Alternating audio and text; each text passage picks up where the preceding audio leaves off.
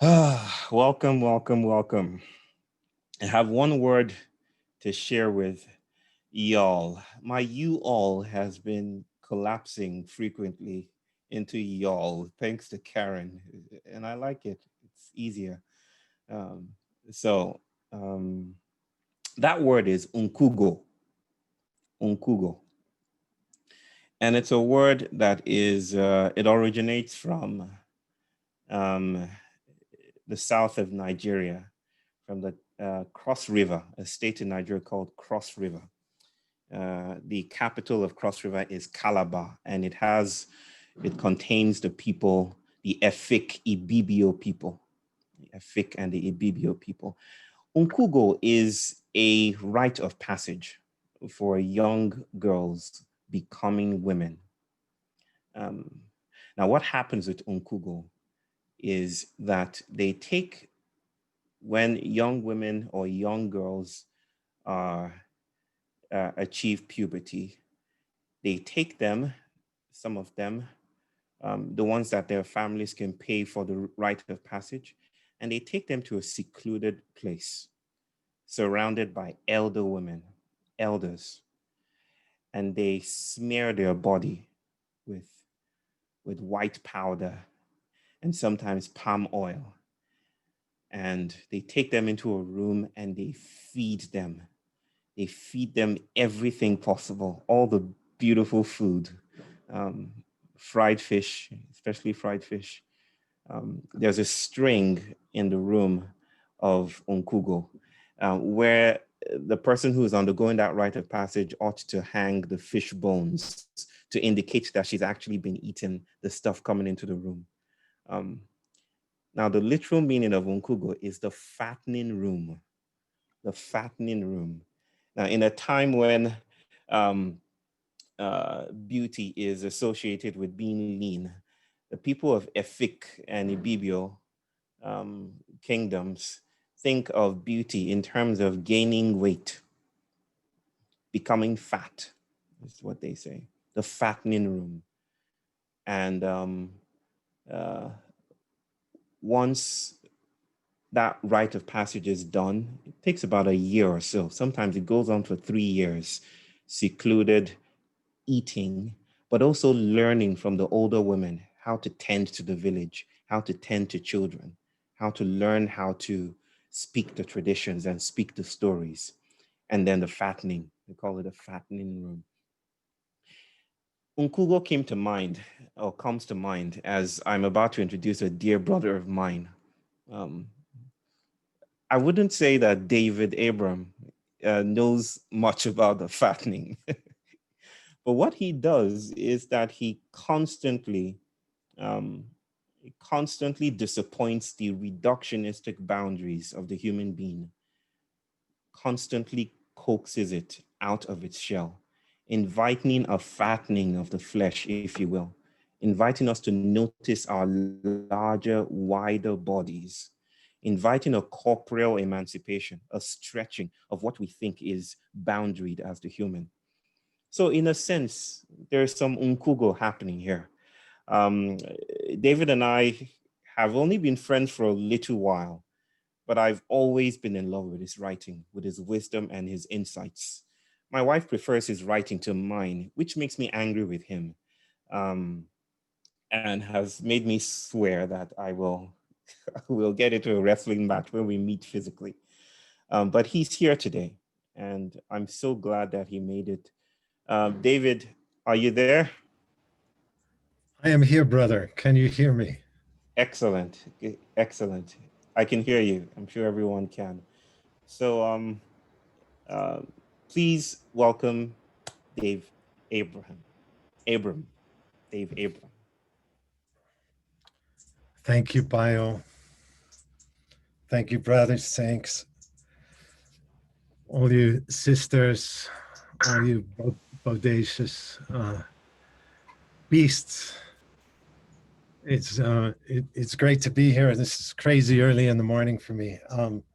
I I am in the high desert of northern New Mexico, Upper Rio Grande Valley. Uh, a valley dotted with Pueblo villages throughout. And it's a bright, crisp, clear day, clear as a bell, really. Yesterday, I woke to a beautiful blanket of snow on the land and on all the mountain ridges around, with this lovely overcast overhead, which is uncommon around here. So there was the blanket on the ground and the blanket overhead.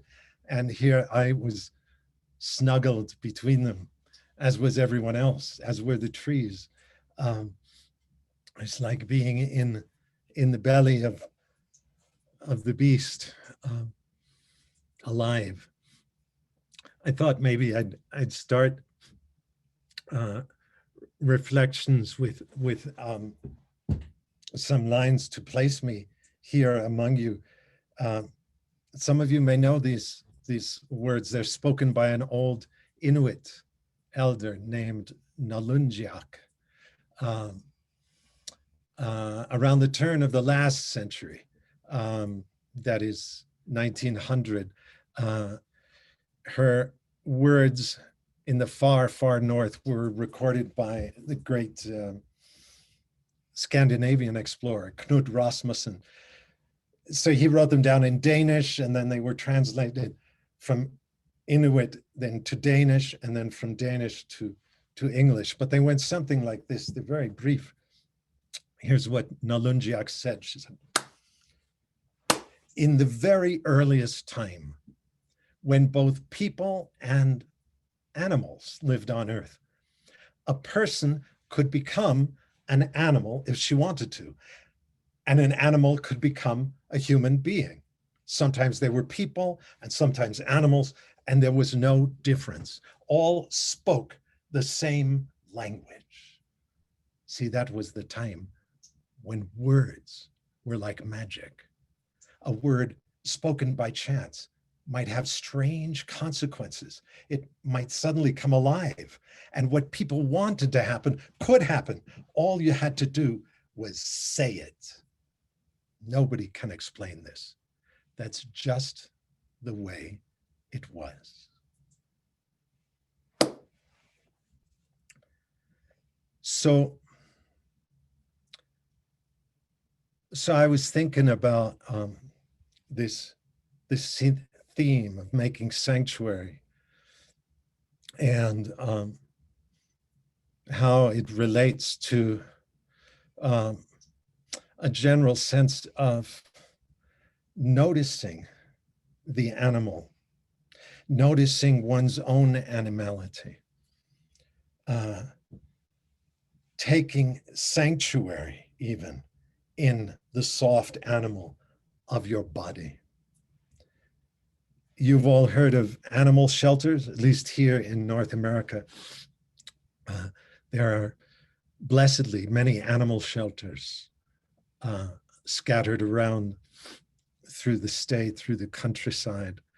But here's another meaning for animal shelter: sheltering in the animal that you are.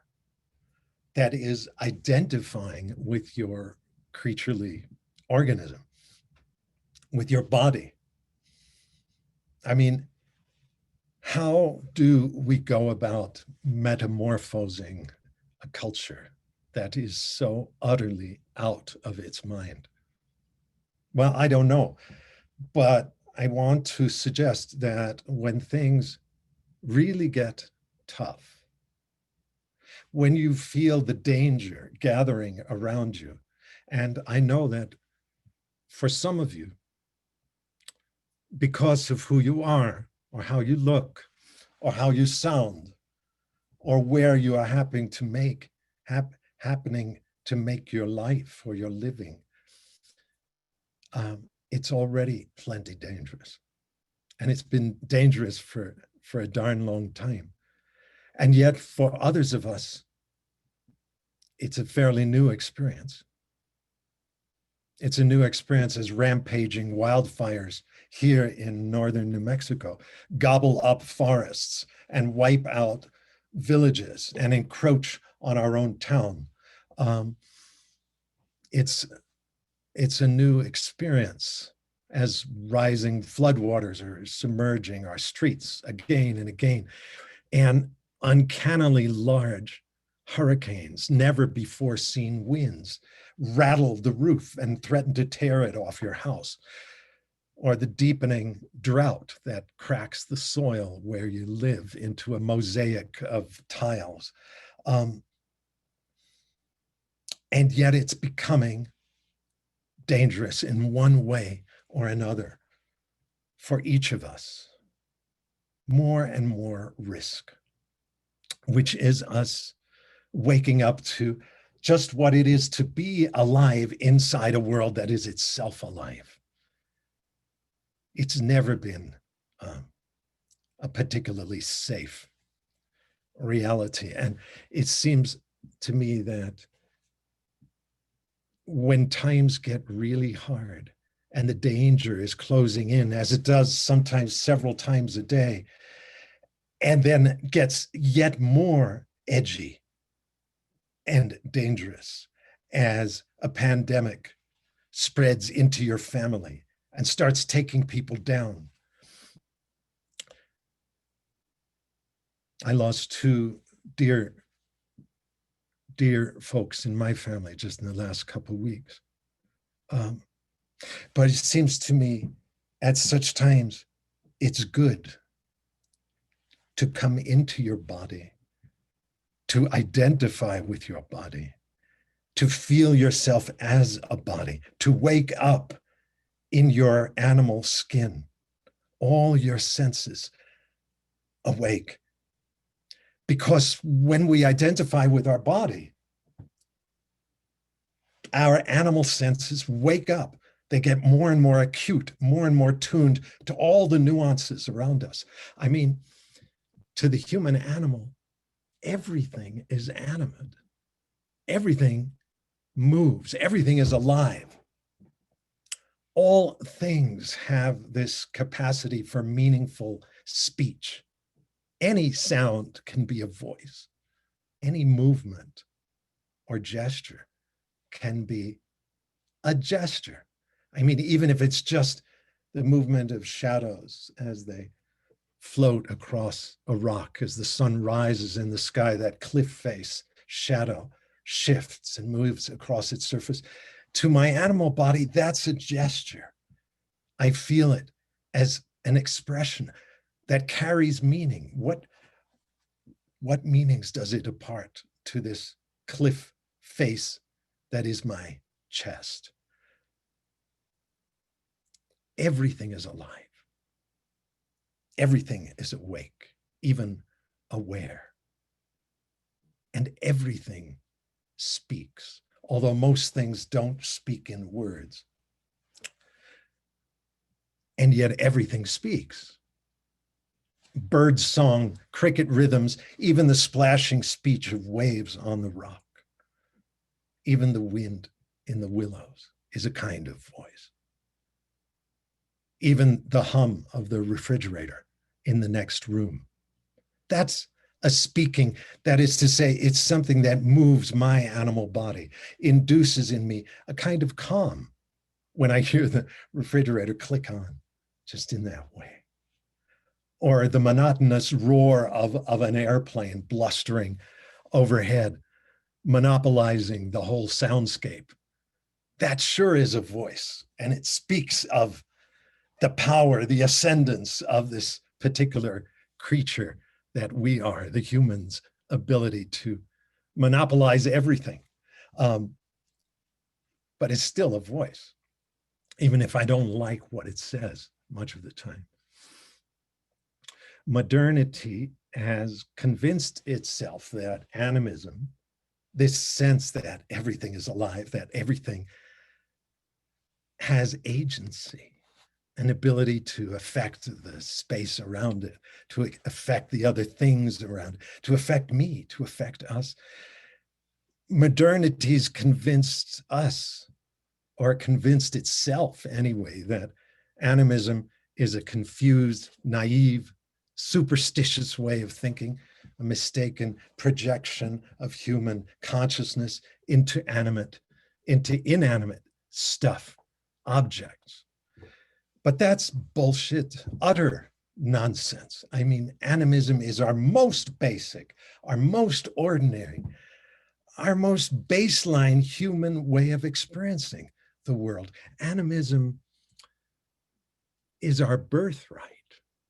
It's a way of speaking in accordance with the way our bodily senses actually experience the things around us.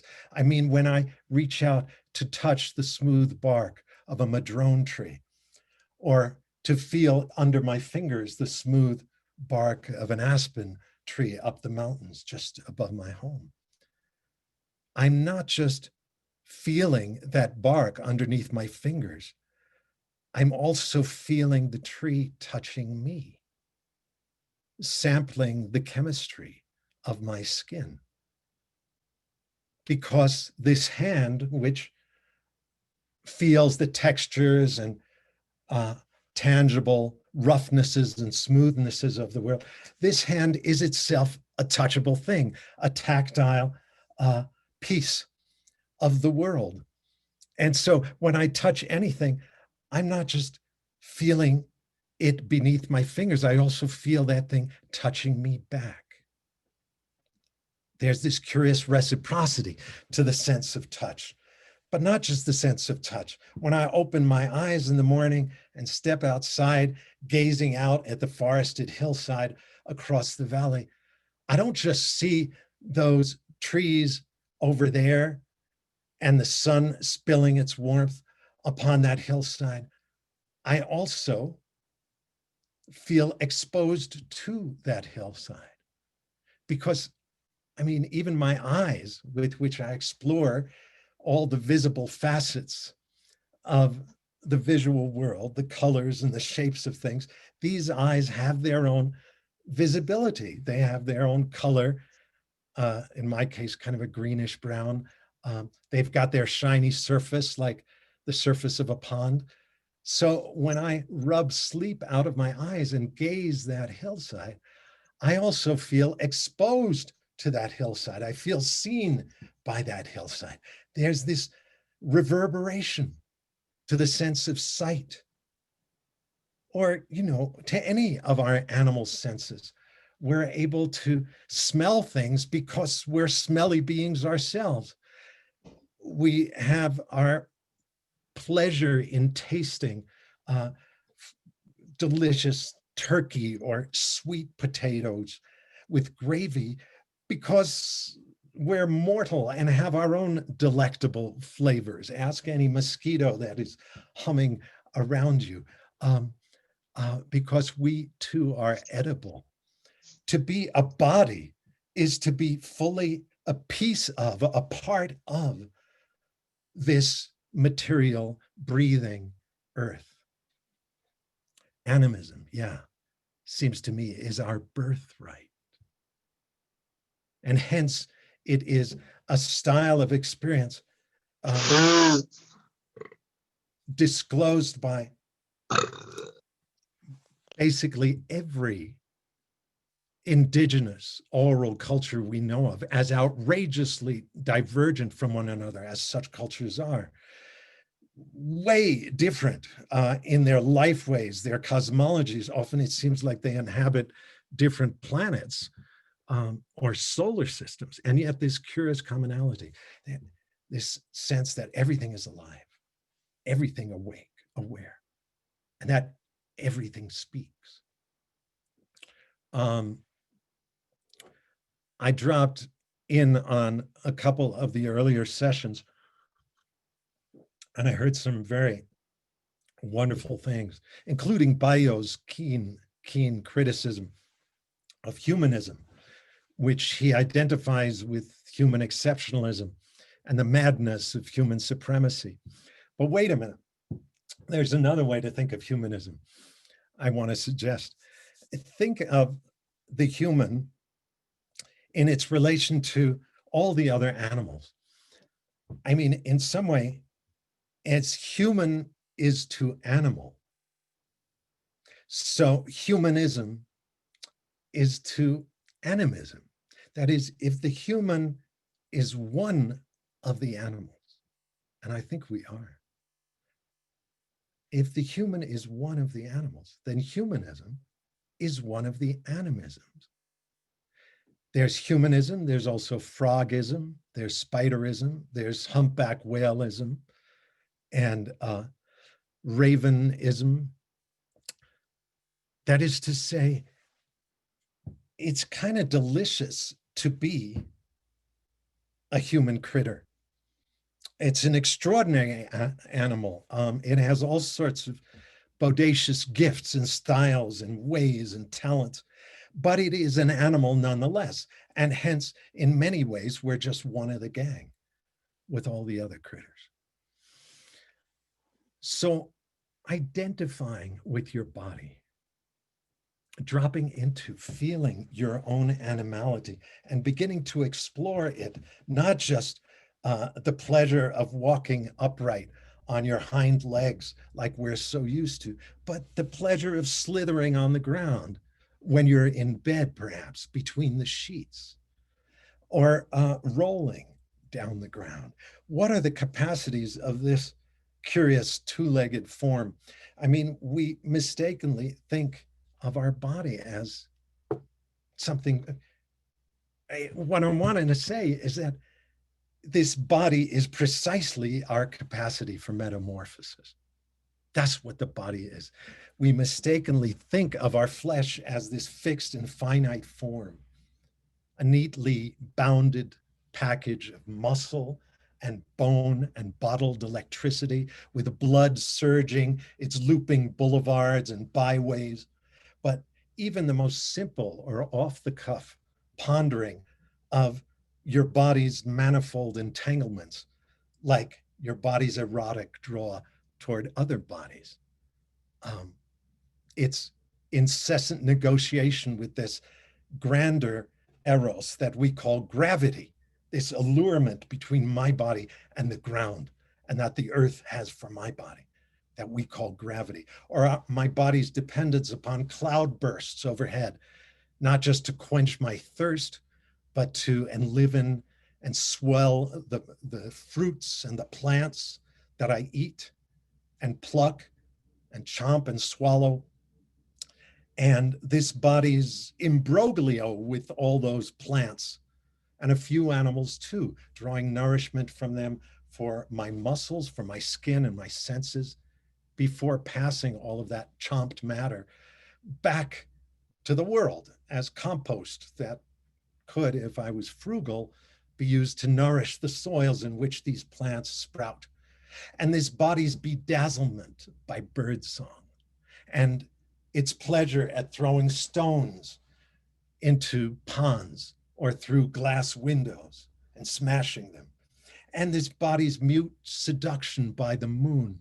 All of these kind of add up to make plenty evident that my body is less a self-enclosed sack than a realm wherein the diverse textures and colors of the world meet up with one another. The body is a place where clouds, earthworms, guitars, clucking hens, and clear-cut hillsides all converge, and they form alliances with one another here, mergers and metamorphoses. I mean, you might have noticed the various ways your body is altered and transformed as you move through different landscapes. But if this is so, it's because your body is itself a kind of place, not a solid object, but a terrain through which things pass and in which things sometimes settle and sediment. The body is a portable place wandering through the larger valleys and plains of the earth, open to the same currents, the same waters and winds that cascade through those wider spaces. It's hardly a closed and determinate entity, but rather a sensitive threshold through which sundry aspects of the world are steadily passing, a sensitive threshold through which the world experiences itself. Yeah, a traveling doorway through which all these other flows are always moving. And sometimes the world's textures move across this threshold unchanged. And sometimes they're transformed by the passage. And sometimes they reshape the doorway itself. So what I'm suggesting is that identifying, really identifying with your creaturely flesh is a good thing. I mean, identity is a conundrum. You guys have been exploring it. Um, Sometimes our readiness to take offense at perceived slights in relation to some identity or other identity that I claim as mine, sometimes these come in the way of, and they interrupt any felt discovery of our shared dependence upon the earth, our shared interdependence with other critters and plants and earthly elements, with mountains and rivers. Because I think we sometimes use, not always, but we use identity conflicts often also to hide or to avoid noticing what's really at stake today, which is our deeper identity as animals, as parts of Earth. There's been so much violence toward or between or against particular groups, violations, affronts, marginalizations, and erasures that have to be recognized and acknowledged, and for whatever extent possible, accounted for, apologized for, even atoned for. But we don't have time for all these affronts in their specificity to be recognized clearly before we begin noticing the collective assault to which most, if not all of us, contribute, the assault on the biosphere itself, the collective desecration of our larger flesh. I mean, an obvious problem with putting way too much weight on our particular sociocultural identities is that it can inhibit our flexibility and fluidity. Identity gets a lot of people locating themselves within a set of neatly defined boundaries rather than affirming and recognizing themselves as outrageously fluid composites composed of so many different voices, all these different trajectories that flow together here to create me, this unstable me, at any moment, ever shifting. In our ways of construing what it is to be human, we've been leaving out so much of what it is that we are, forgetting our entanglement with so many other shapes and styles of sensitivity and sentience, like this spider speeding, just weaving this web here in the corner, as it's been doing day after day, because there's a light off and on here, and I guess it can snag insects who flap over toward that light. Um, but there's so many other presences, not just spiders. I mean, so many other things out and about in this world that are bigger than us, not just smaller, but much bigger beings who can eat us and ultimately will, and microbial organisms around and within us who can take us down, like COVID-19. It's disturbing to realize we're part of a world so much vaster than us, and we're not in control. We're just down here in the belly of this beast. That is to say, so many reasons to be frightened of this earthly biosphere and distressed at having to notice our utter embedment within this wild cauldron of life, churning with powers that we are in so many ways beholden to. So I reckon that there's this reflexive impulse to hide from our inherence in this cauldron and find some way to pretend it's not there, to turn away from the teeming multitude of beings. Yeah. And just find ways to get caught up in the purely human discourse, celebrating those folks we identify with and being affronted and doing battle with other persons and factions that annoy us. It's a way of avoiding having to notice all these other shapes and styles of life with whom our lives are entangled. I mean, really entangled. Notice that, the breath. I'm breathing and that you're breathing at this moment. All that luscious, delicious oxygen that fires up the cells in your body. There'd be no oxygen for me to be taking in if there were not all those green and growing folks rooted in the soils around this home, breathing out the oxygen that all us animals need to take in for our respiratory metabolism.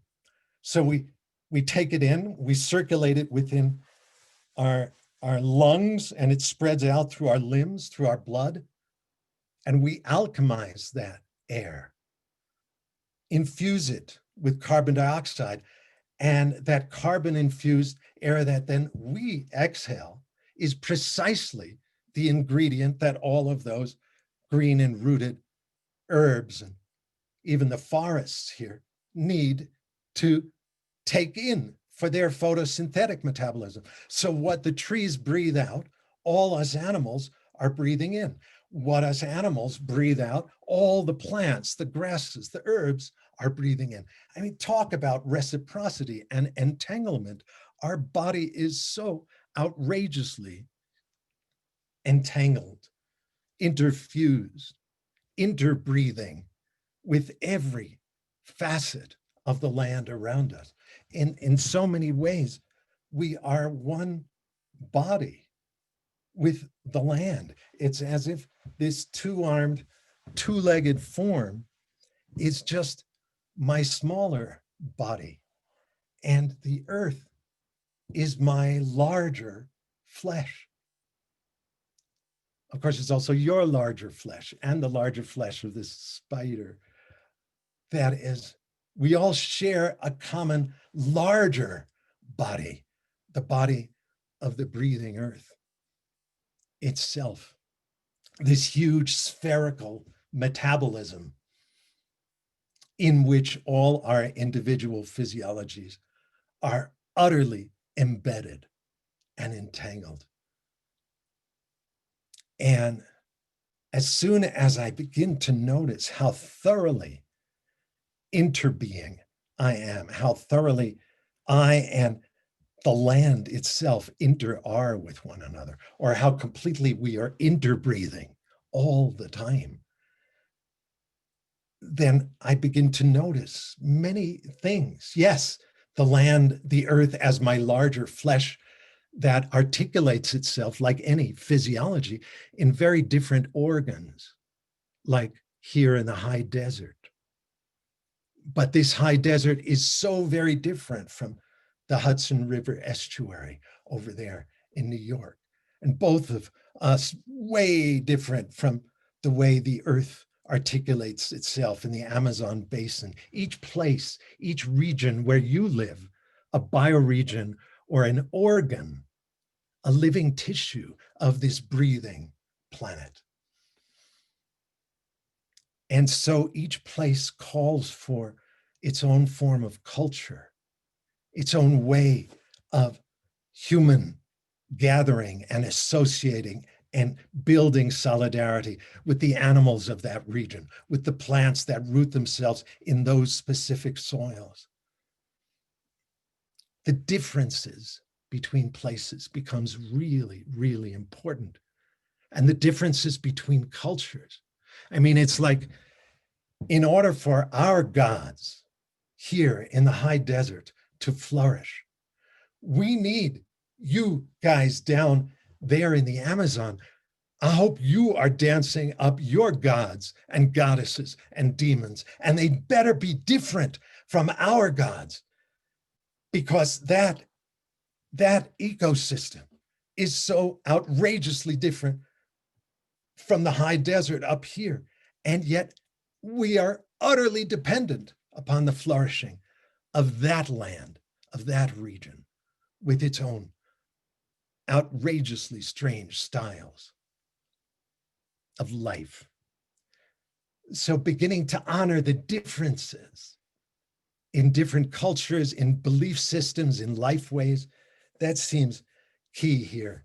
But I'll wind wind up this rap, there were so many things I was thinking of bringing forth, but just mentioning that opening to the earth as your larger flesh and noticing that your only access to that earth, to the more than human world of creatures and plants and winds and waters, is your own body. You don't have access to other animals through your mind or through your spirit.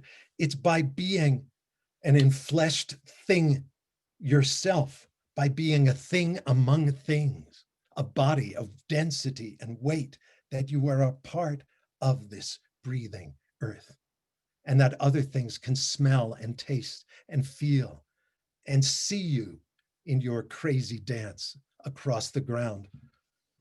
And that this introduces a bit of magic in a key sense.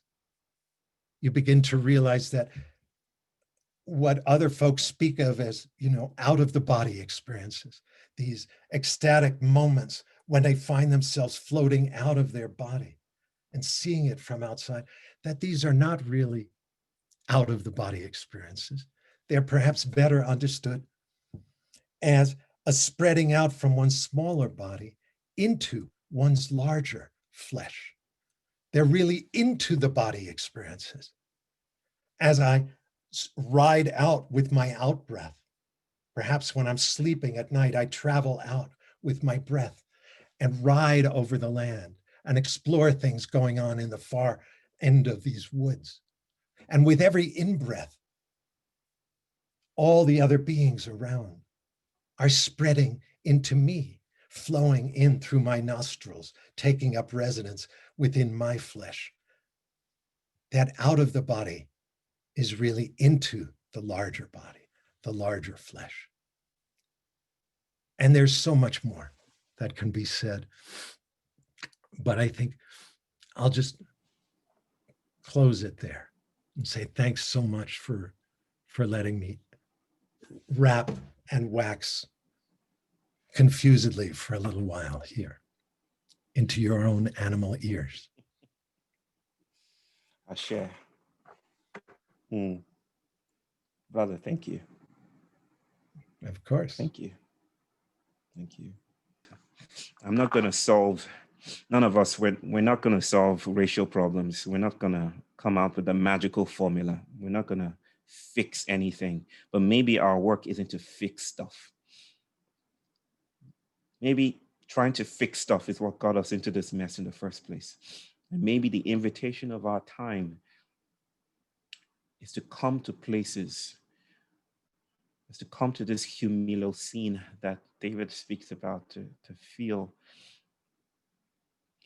the electrifying divisions that cut us away from so much abundance, so much other ways of speaking about what it means to be a becoming, not just a being, but a becoming, is to lose the edges of this essence that traps us, incarcerates us in this modern experiment that is so easily scandalized by difference.